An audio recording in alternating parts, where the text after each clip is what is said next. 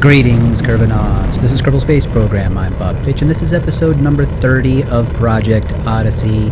And at the end of episode 29, we were trying to launch this massive Delta Heavy style looking craft, but things hadn't gone so well. So we're making another attempt at it here. If we can get this thing to be successful, what we're carrying into orbit today is the Save Hadfield satellite, also known as the Jewel Scoop.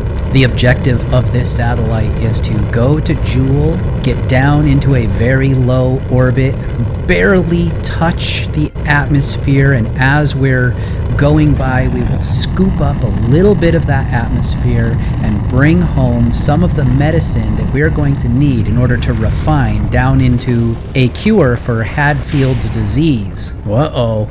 It looks like we've overheated or something. I've had this happen before, and in the past, the overheating was from having too shallow of an angle going up through deadly reentry. If I don't get above 30 kilometers or so before I'm going fast, then my parts begin to overheat.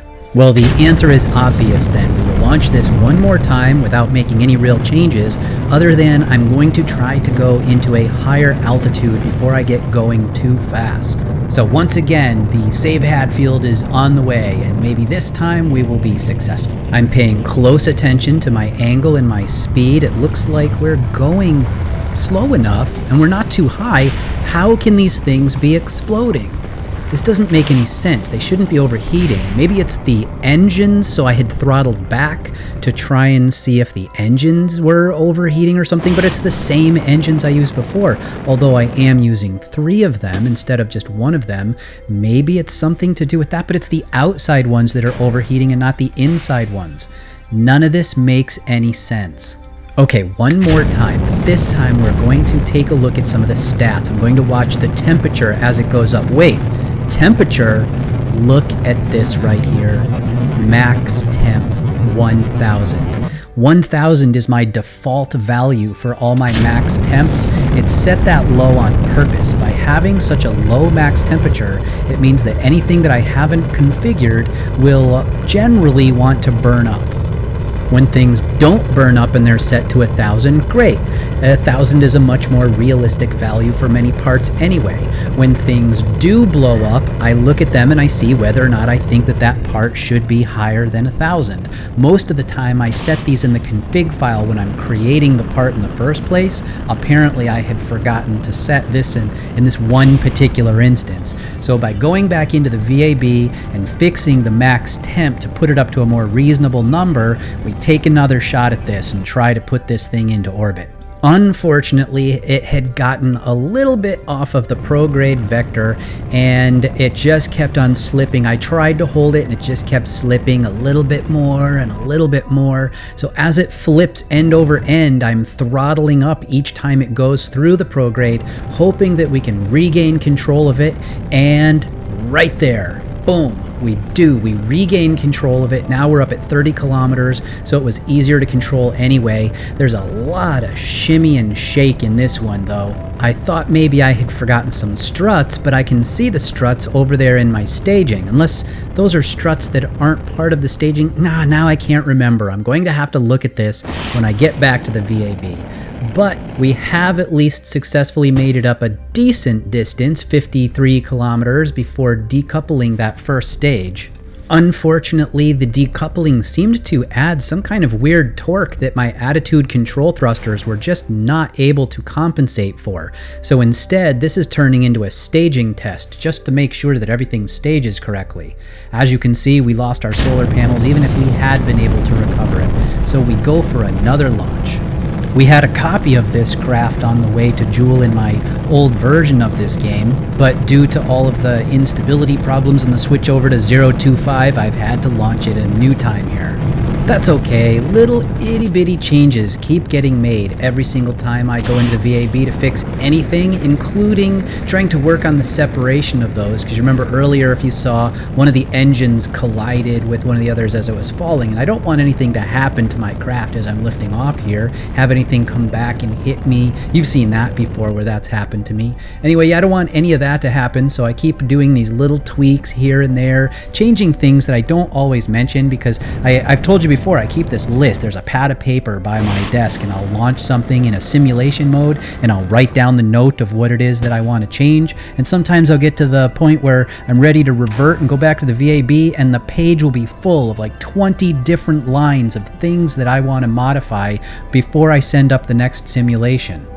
This time, however, we have met with considerably more success. So we are deploying the solar panels to make sure that they aren't clipping with the lower section there. I checked it in the VAB and hopefully nothing is clipping anywhere.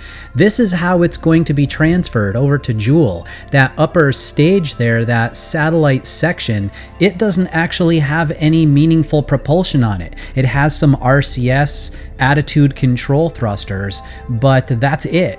The lower stage here is going to be relied upon to make the transfer over to Joule once we get into position. I have my maneuver node ready, and it's going to be used to make the maneuver that brings us back to Kerbin. At that point, we will decouple, and when this comes back to Kerbin full of that medicine up in the little scooper that I have, what we'll do then is probably send up some sort of a craft, maybe a manned craft, I'm not quite sure, and its purpose will be to go and collect this satellite when it gets back. We're not going to try to re-enter with it. It doesn't have any heat shield. It just has a docking port. Okay, the initial burn is complete. It's got its escape trajectory. The solar panels are pointed in the right direction. Now we'll just escape into the solar orbit. So here it is in the VAB. You can see that I used 2 liquid core boosters for the sides here. It's pretty much just like a Delta configuration, Delta Heavy. They have the basic retros on the sides right there to take these and send them off sideways. You saw that as it was launching. The middle one is a much shorter stage because I wanted to keep them all sort of the same, and we have this upper stage that you saw is going to be the one that actually sends it over to Joule. Solar panels extended out look like that. Communications extended looks like that. Eventually, what's going to happen when we get back to Kerbin and we have all of the medicine is this will decouple from here, and we'll be able to come and we'll dock with this to collect the medicine from inside. It has its attitude control RCS right there, and these monopropellant tanks on the side filled with hydrazine. Other than that, there's not really a whole lot going on the outside. Communications are here and here on the top, and that's just some structure to extend that up to make it so it doesn't clip. The solar panels are gigantic because when we get to Joule, we're not going to have that much solar. And then this is a cargo bay, but you're going to see the cargo bay when we get to Joule and actually go to operate this. Come, my little friends, as we all sing a happy little working song. Merry little falls square and strong. Come and roll your sleeves up, so to speak, and pitch in. Cleaning crud up in the kitchen, as we all sing. Computer, open the sample analyzer.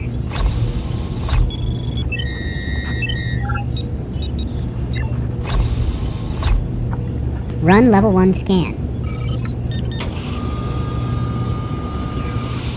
Sample shows 60% compatibility. Neil, how's it going in here? Run level 2 scan. Well, I obviously still need the last ingredient from Joule, but otherwise it's going great.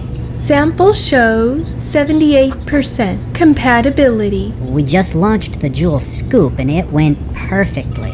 And Hadfield, any sign? No, but Joseph assures us this is normal. His wormhole is not expected for another 2 weeks. We'll send Svetlana to the moon to gather him up since Jeb went to Odyssey Station. Great! For once, things seem to actually be on track. Well, let's hope they stay that way. We are almost caught up now. It's getting really exciting. We're just about back where we were, but while I'm fast forwarding looking for my launch window, I see that it says Odyssey Station has run out of some supplies. So I go take a look at Odyssey Station, and it looks fine.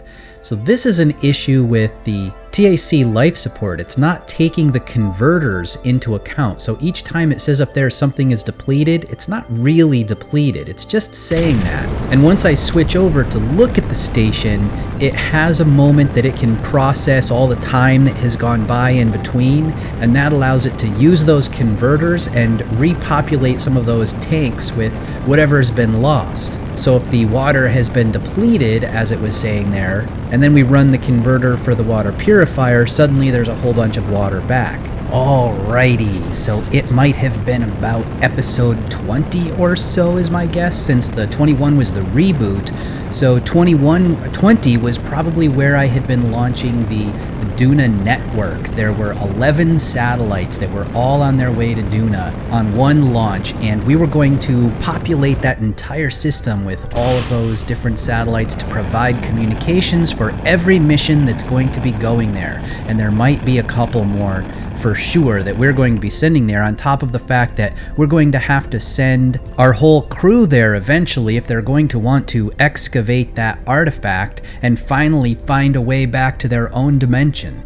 I'm trying to get into a relatively low parking orbit right now, so I've angled myself down below the horizon for that final bit of the burn. That made sure that I was trying to take advantage of gravity to get a little extra help on making that first circular orbit. You probably saw a bit of spin earlier, but it wasn't as bad as this earlier attempt at a launch where we definitely didn't do so well. I think that one had just gone off of its vector a little bit, just off a little bit off of the surface relative prograde vector. And as soon as I did that, aerodynamic forces ripped the thing into multiple pieces and stuff was falling out of the fairing and all that. But the second attempt was fairly good, and so we went for the real launch, and now here we are. I have some struts up in the fairing, multiple struts that are holding the payload right up against the fairing and making sure that it doesn't wiggle too much. I didn't have a wiggling problem during any of my test launches, but I already had the struts in place for those test launches because I knew that it was probably going to be a problem. So figured just put them in right ahead of time. It's a really, really long payload.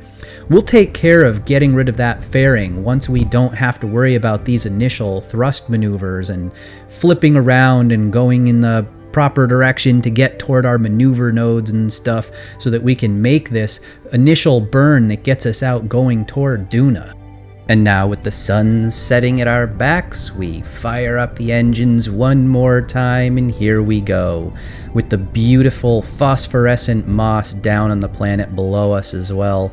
Obviously that can't be people because we're on an uninhabited planet, so if you remember previously I had mentioned that's phosphorescent moss down there. We've actually been collecting some of that and growing a bit of it ourselves inside our medical bay. Neil has been trying to analyze some of the properties of that moss, and as it turns out, we're able to use some of the chemicals and compounds that come out of that moss in helping to make the cure for Hadfield.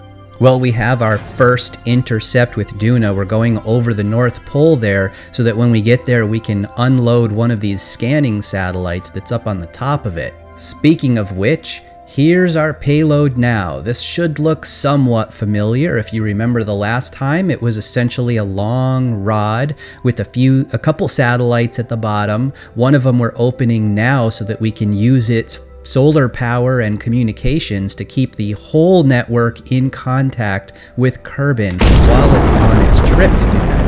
And then the rest of it is 3 segments of 3 satellites each that are just wrapped around the outside of it. We'll have 3 of them go around Duna, 3 of them will go around Ike, 3 of them are scanning satellites, so one of those will go to Duna and one will go to Ike. One's just a backup, and then the 2 satellites at the bottom will provide the long-range communications connecting back to the deep space comms of L4 and L5 that are around Kerbin. So I had done a little bit of fast forwarding in order to get to the launch window for Duna, and that meant I used up some of the resources that were up on the space station, so I decided to try out my resupply for the station. We've just unloaded a whole bunch of little boosters and the liquid-fueled lower booster, and activated our upper stage, which is a solid booster. This is somewhat similar to, in real life, the launch that failed not long ago, the Antares Cygnus Orb, except that I put the 6 extra solids down at the bottom. And the reason I had to do that is it turns out much later I will discover that I had incorrectly set some of the mass values on the whole craft in different places, and that caused it to be so heavy that I was having trouble getting enough delta V to launch this tiny payload, and I knew at the time this didn't make any sense at all. It shouldn't take this amount of delta V to get up there, but I knew that I had also made various changes to things like when you're down on the surface, I have arbitrarily lowered all of the ISP values for my first stages down to really, really low ISP values to try and take into account the fact that I'm on such a small planet, essentially. You can get out of the atmosphere very quickly. So by decreasing the ISPs, I have to spend a lot more fuel just to get out of the atmosphere. But then once I get to space, everything is much more realistic, so I don't want to decrease the ISPs up there. Now here's a cool feature of what I think might be coming from the Navyfish docking alignment indicator. It allows me to rename my docking ports, and then in the window in the bottom right where you see that docking alignment indicator, at the bottom of that it has the name of the docking port that I'm targeting, and it allows me to click on those arrows going left and right to scroll through the different docking ports. So I had gone up there to the station, to the one that I'm coming to now underneath the station, and I had given it a special name, supplies, so that I could then go back to that indicator, scroll to it in the window without needing to try to click on the thing out there on the station, because I was so far away I couldn't even see the docking port at that point. And then that became my target, and it was very easy to then use that to guide myself over to the right location and dock up. So now it's time for problem number 2.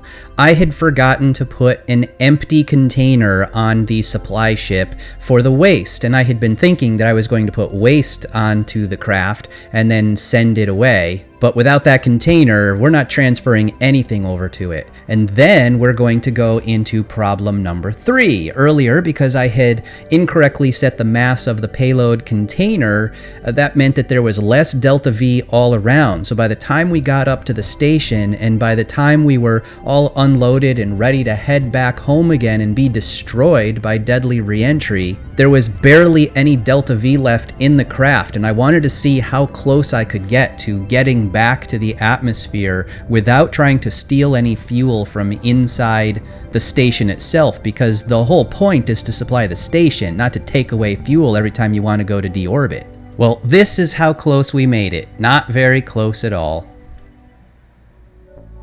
So we're here looking at the Firefly resupply craft in the VAB in its current form. The one you just saw launched had those solid boosters around the bottom here, but I took them out once I realized that I had had problems with the mass values. This is a 1.875 meter rocket because the payload up here is so small. It fits in just barely. It wouldn't fit in a 125, but it definitely fits in a 1.875.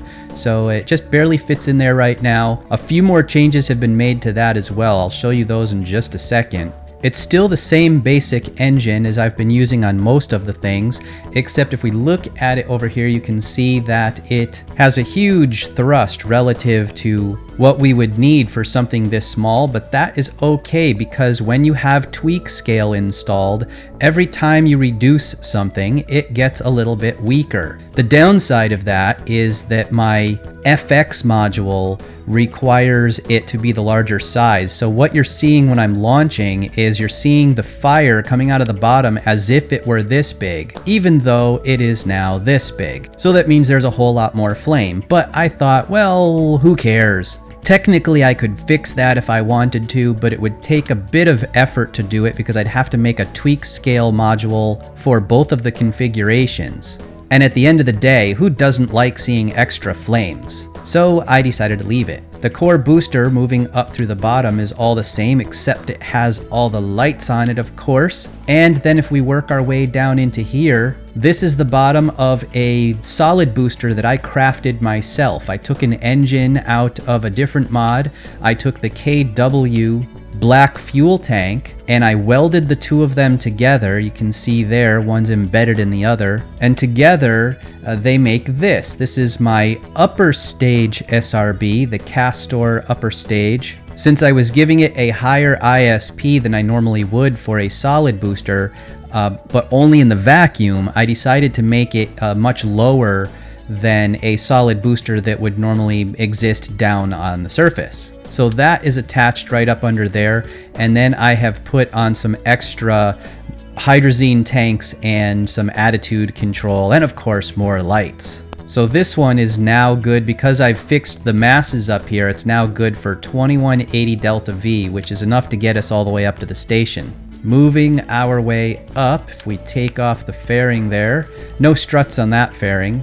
I have made another modification since I originally launched this. I put on a lighter, lower profile docking port. Let me tab over to those and show you for just a second. This is what the docking port looks like. Previously, it had been my ship docking port, which is like this. So you can see it's half of the height of the normal ship docking port, and it's also much less massive. This one has a lot of mass in it because I know that the way KSP measures things in the physics system is it uses the docking node size.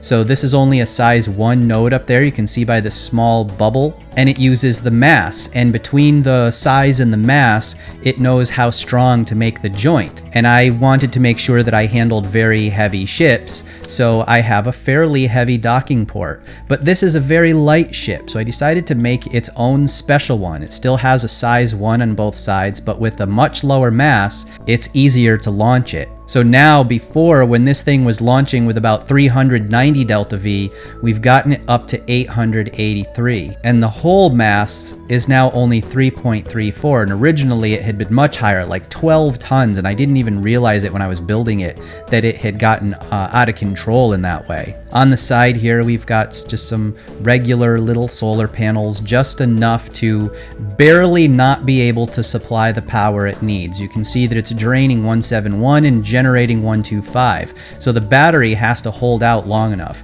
However, with the battery the way that it is, we're going to be getting somewhere, well, it's not going to be 12 because the dark side travel would mean we're not getting solar, and this doesn't take that into account. So we'd get half of the time maybe that we're in the sun, half of the time that we're not, losing a little bit. Like maybe that generation should be treated as really only half of 1.25. But in any case, there's enough battery down in here that we can go a really long time before we're going to run out. So these are just to supplement it and give it that little extra help to last just a little bit longer. Right there, we've got our comm systems, 2 antenna, one for liftoff and one for when we're actually in orbit. Those switch over using an action group, which now, because I pulled them off of the craft, of course, they're not showing up in the action groups. But what it did say here a moment ago is it would activate the one that comes and extends out and deactivate the little one so that I can reduce the power that we're draining.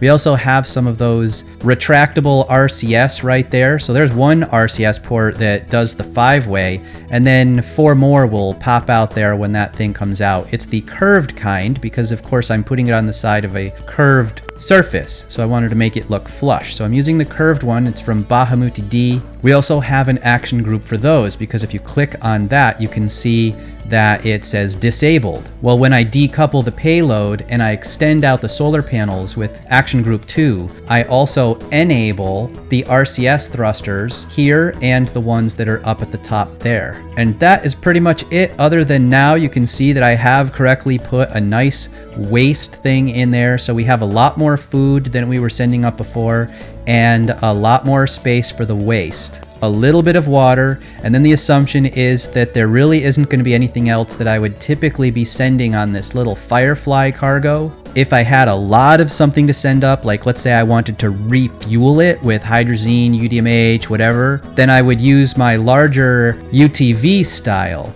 resupply ship, which currently doesn't exist in this installation. Alrighty, we are almost caught back up again, like I said before, and now we need to launch a scanning satellite to the moon again because we're just about ready to go and do that lander test. The one that's going to go to Duna needs to be tried out here first in what's called a reference mission, and the reference mission will be carried out on the moon because it's got closer gravity to Duna than the gravity that we're going to find on Minmus, and those are the closest places that we can go. The moon had just come up over the horizon at the same time that the sun was rising. The two of them were together right there, and I figured this would be a good opportunity to try to make a direct launch. I can't remember actually, I think maybe it ends up being that I had to do a little extra time around before we got to the intercept for this because I guess I had let the moon get a little bit too high. The lower stage for this launch is a solid rocket booster that is basically, not even basically, it is exactly the same as the one that's used on the Orion launcher. I mean the Hydra launcher, although that ends up being a little bit of a problem because the other launcher, the Hydra launcher, has those extra boosters on the top that kick the booster away after it has been decoupled, and those are normally able to fire immediately after it has decoupled from the Hydra. But because I'm using a Centaur to assist me in getting over to the moon on this, the torque kicked in just a little bit early and it almost pushed me off course. Fortunately, we are up at a high enough altitude that when that torque kicked in and sort of scraped against the engine and threw us off course a little, I was able to get it corrected fairly easily. There's no atmosphere to slow us down or flip us out, and we weren't going to go back low enough that we would hit any before I could get it pointed in the right direction. So we've exposed our satellite now to the vacuum of space, reducing the mass for this initial burn, and I think I'm beginning to remember now that yes indeed, I did have to go one time around the planet because by the time I get the lower stage here, well, this second stage, the Centaur stage, completely burned out, I believe we might have gone too far forward in the orbit, and I decided to go one more time around before sending off toward the moon itself. You might be thinking, how can you possibly not remember what happened? Didn't you just do it? Well, no, actually, I did this a few days ago, and I didn't just do this a few days ago. I did all of this. Throughout these various launches, I was working on a few bugs and issues. For one, I had a battery problem. One small battery was burning up on liftoff. I had 3 batteries on the satellite, 2 of them were mid-sized and 1 was small. The mid-sized ones were for the primary power. The small one was a backup and I had it disabled to be used in the event of an emergency, but it was burning up, so I had to try a couple of launches to check what was going on with the battery and take a closer look at it during the liftoff. Ultimately, I figured it probably had to do with tweak scale and scaling it really small since I was not having the problem with the other batteries and they were one size larger, but otherwise were the exact same battery. That's not the first time I've had an issue with tweak scale and going too small on a part either, and having it reduce the numbers below a certain value that makes them viable for using in mods like Ferrum Aerospace and Deadly Reentry.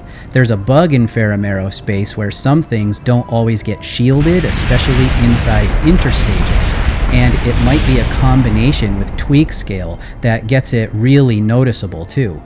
I was using small round mono tanks for the caster solid upper stage, but they were falling off from aerodynamic stresses during liftoff when they should have been shielded by the interstage. Switching to a different tank fixed it, and I never did figure out why exactly the small globes would fall off, but the elongated ones were always okay. I'm also dealing with setting up my surface scanning. I need to decide if I'll be using Kethane or Carbonite.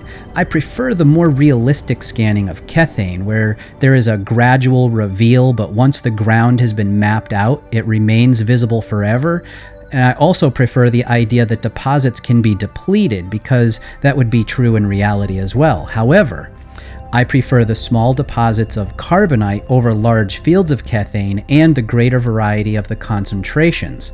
I read on the forums that it might be possible to get a gradual reveal for carbonite using ScanSat while still having a map that I can view later, even without a satellite in place. So I'll be continuing to fiddle with this to determine if I can get what I want out of carbonite and not have to switch to using cathane, or if the more realistic scanning and the mining are only going to be available if I continue to use cathane. So at this point, it's still undecided exactly which way I'm going to go, but that's okay because I have on that scanner on the satellite both modules. I can scan for cathane and carbonite equally, and we'll decide later which way we're going to go. Well, that's going to do it for this time, Kerbonauts. Until next time, I will see you later.